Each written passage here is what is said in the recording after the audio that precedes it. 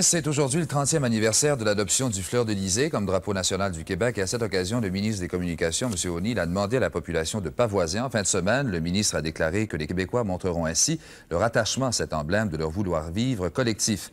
Paul Toutan a préparé ce reportage. Cet emblème représente le Québec depuis maintenant 30 ans. Arboré sous différents aspects par Jacques Cartier, puis par Samuel de Champlain et par Montcalm à la bataille de Carillon, le fleur-de-lysée a acquis sa forme actuelle vers 1900. La croix blanche représente la foi des ancêtres. Le bleu azur symbolise la fidélité et la persévérance. La fleur de lys, symbole de nos origines françaises, était honorée par les Égyptiens de l'Antiquité comme un symbole de vie et de résurrection. Elle fut reprise par les rois de France et par Jeanne d'Arc lorsqu'elle bouta les Anglais hors de son pays. C'est le 21 janvier 1948 que Maurice Duplessis fit adopter le fleur-de-lysée comme drapeau national du Québec.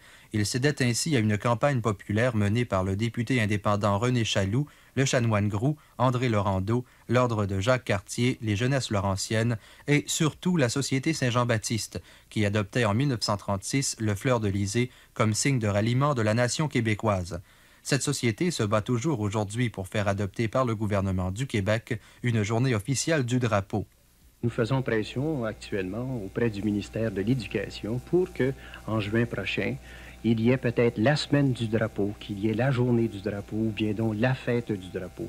Et on a tout lieu de croire que cette année, cette initiative-là sera respectée, particulièrement dans les écoles. Depuis le 15 novembre 1976, les ventes au détail du drapeau du Québec ont augmenté de 50 % selon les fabricants montréalais.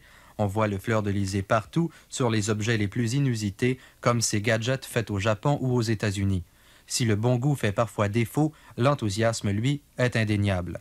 Le fleur-de-lysée flotte maintenant à l'étranger et nulle délégation ou voyageur de marque ne saurait désormais arborer d'autres couleurs. Symbole de ralliement d'un peuple, le fleur-de-lysée est devenu l'étendard des indépendantistes québécois. Déjà en 1948, le chanoine Groux affirmait, je cite, « L'œuvre urgente est d'obtenir maintenant que ce drapeau flotte sur un peuple et sur un pays véritablement français, de visage et d'âme. » Ici Paul Toutan à Montréal.